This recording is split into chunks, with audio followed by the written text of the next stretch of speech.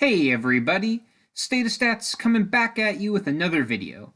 And in today's video, I'm going to be going over my Week 3 waiver wire pickups for fantasy hockey, as well as some trade targets you should look to acquire. I've went ahead and included the player stats for the week, as well as the best game they had for the week. Jumping right into things, we start with Bobby Ryan, who is off to a blazing start to the season. He played 4 games this week, finishing with 4 points, including 3 goals and 1 assist. He hasn't been particularly fantasy relevant the past few years, as injuries and poor play have held him back. Now 33 years old, it's unlikely that Ryan will continue this breakout. However, he is a notoriously streaky player and has secured a position on Detroit's #1 power play unit. He is worth a pickup to see how long he can sustain this latest streak. The next player to consider for this week is Jonathan Drouin. Since coming into the league as a highly touted prospect with the Lightning, Drouin has been decent, albeit unspectacular. He is currently stationed on the second line and first power play unit for the Canadiens, giving him ample opportunities as a playmaker.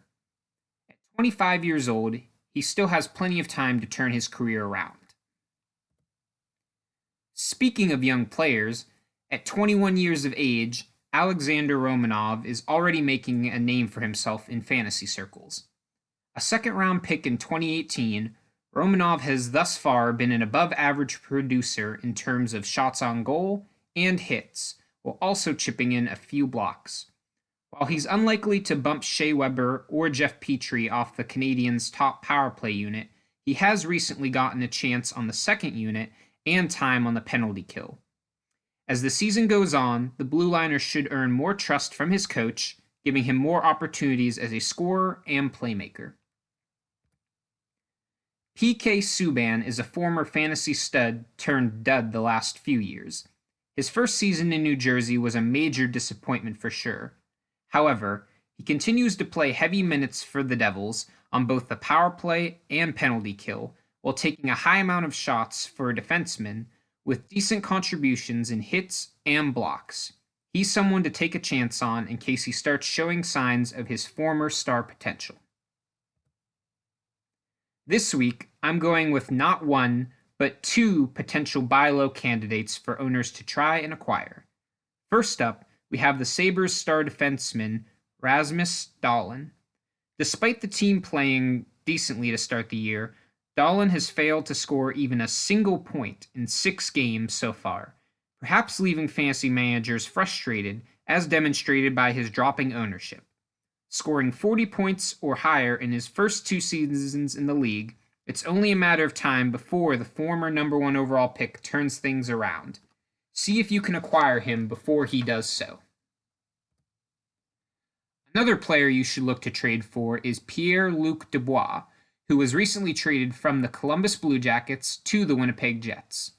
Once he is cleared to join his new team, expect him to step in as the team's #2 center behind Mark Scheifele.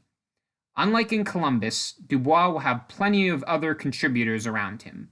He'll no longer have to face other teams' top defensive units, leaving him open for more offensive opportunities. He should also get a general confidence boost from playing with a new team and a change of scenery. Furthermore, he should get the chance to play alongside Scheifele and Blake Wheeler on the first power play unit.